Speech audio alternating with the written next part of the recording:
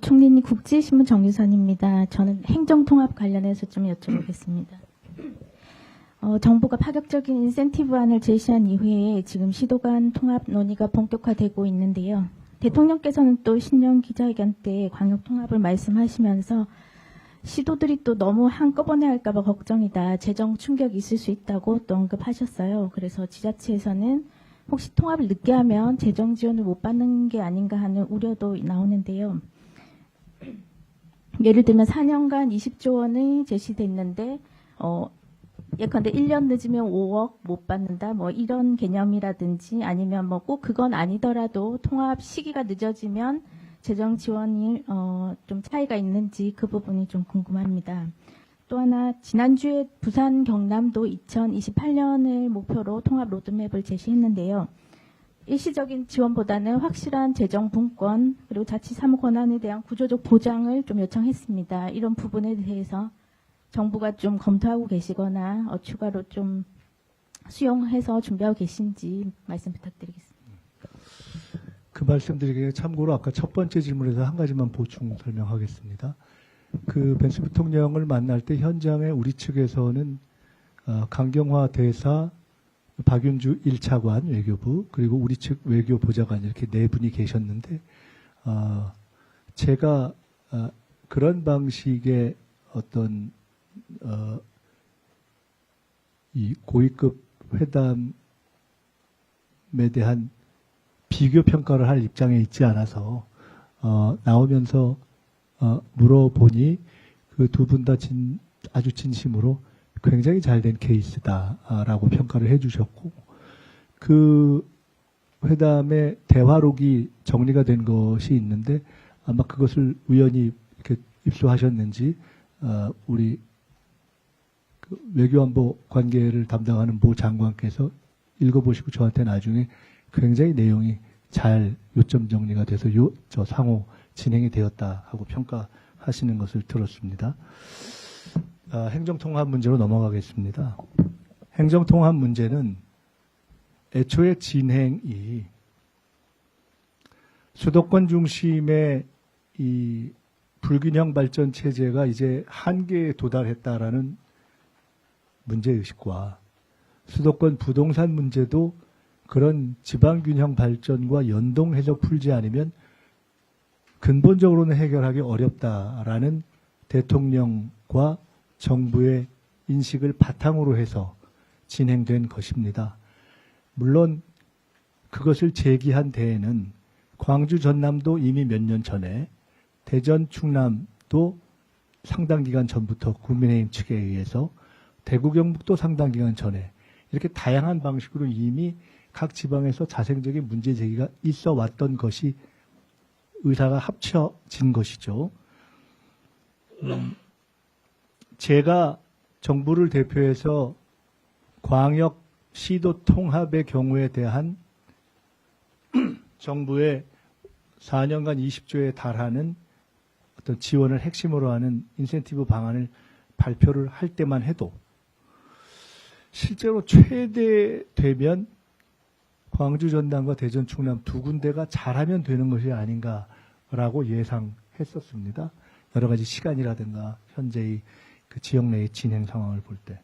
그런데 오늘 현재 시점에서 보면 관련 법안들이 약간의 내용적 차이는 있으나 근본적으로는 통합 의사를 담고 있는 사실상 3개의 지역의 법안이 제출되었고, 그 내용들을 현 시점에서 비교해 본 바로는 특례의 내용 등에서 다소간의 차이는 있지만 큰 틀에서 보면 비교적 조정 가능한 내용들로 현재의 3개의 법이 제출되어 있는 상태입니다. 다만 현재까지 저희가 확인한 바로는 관련 정치권의 의사와 해당 지역 주민의 의사가 다 합치되고 공유돼서 일정한 지지 이상을 이미 확보하고 있는 것은 광주 전남 지역이 가장 앞서가는 것 같고, 대전 충남 지역은 진위는 정확하게 파악하기 어려우나 어쨌든 여야 간에 그 추진 문제를 둘러싼 약간의 의견 차이가 있는 것으로 보이고, 대구 경북의 경우에는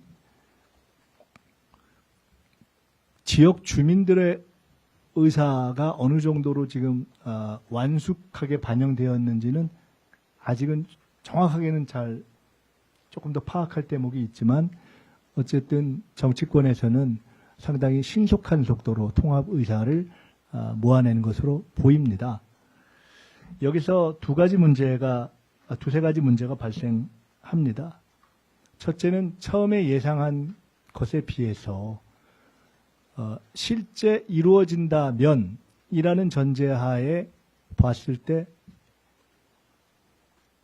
세 군데의 광역통합 수요가 생겼고, 거기서 생기는 재정 부담을 중앙정부와 전체 그 예산 구조에서 감당할 수 있겠는가가 첫 번째 문제입니다. 두 번째 문제는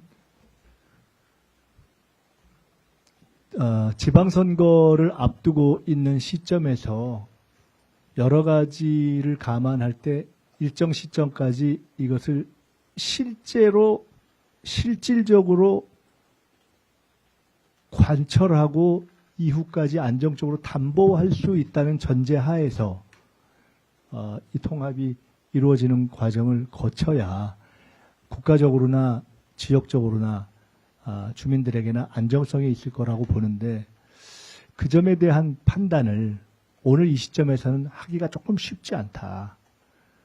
세 번째로는 이렇게 됐을 때 만약 세 군데가 되건 또는 두 군데가 되건 어떤 케이스가 되건 간에 큰 방향은 최소한 4년 후에는 거의 대부분의 지방정부들이 이런 광역통합, 즉 5급 선택에서 얘기하는 그 측면에서의 광역화 가능한 곳은 다 광역화로 가고, 그다음에 3특에 해당하는 것들은 조금 더 자율성을 높이는 방향으로 가는, 그야말로 지방정부의 독립성이 상당히 강화되는, 일각에서는 준연방제적 방식이라고 얘기되는 방식으로 전혀 다른 어떤 국가 운영 방식으로의 전환이 시작된 것으로 보인다는 점입니다. 그래서 이번이 아니더라도 4년 후를 바라보면서 각 다른 지방정부들이 어떠한 입장으로 향후 어떤 지방정부 운영을 정리해 갈 것인가 하는 이슈가 동작하는 것 같습니다. 자, 이런 세 가지 문제를 놓고 잠정적으로 정부의 입장을 말씀드린다면, 첫째는 인위적으로 특정 지역의 광역 통합을 푸시, 그러니까 추동하거나 또는 인위적으로 지연시킬 생각이 없습니다.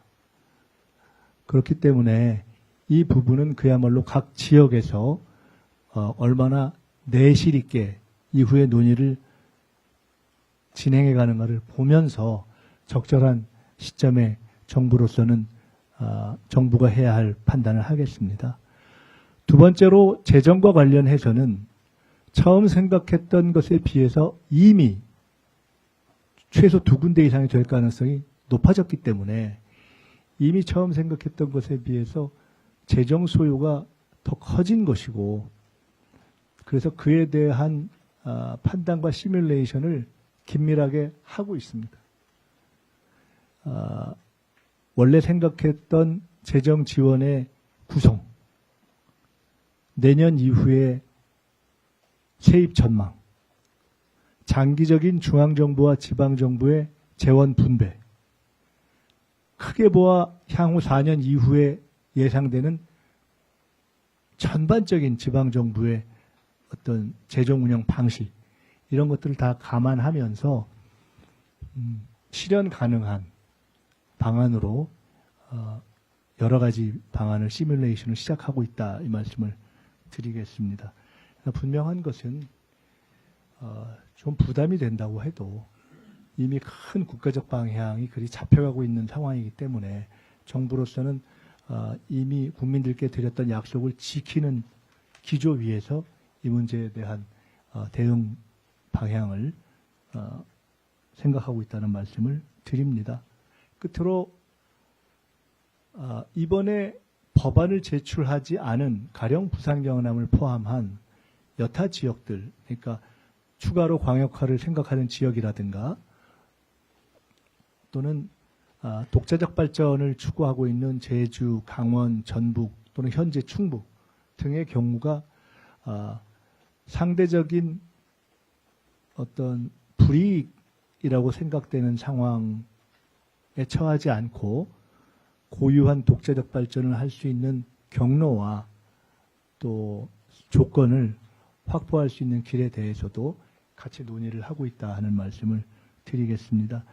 이 문제에 대해서는 애초 출발이 자생적으로 된 것이고 정부는 그에 대한 입장을 갖고 대응 기조를 천명한 것이고 하기 때문에 이후 주로 각 지방정부 그리고 국회에서의 논의를 지켜보면서 저희는 모든 경우에 대비한 준비를 하겠다 이렇게 말씀을 드리고 제가 이 지방정부의 광역통합에 대한 제안을 종합해서 발표한 입장에서 이후 이것에 대한 대응의 체계는 주로 행정통합과 관련해서 행안부에서 지원하는 것으로 되어 있고 하지만 그렇게 하되 종합적이고 범부처적인 측면이 있기 때문에 총리로서 적극적으로 챙겨가겠다는 말씀을 드립니다. 그 다음 여기 하시고 두 분 먼저 하시고 그냥 여기 순서대로 할게요. 1, 2, 3, 4 하자고요.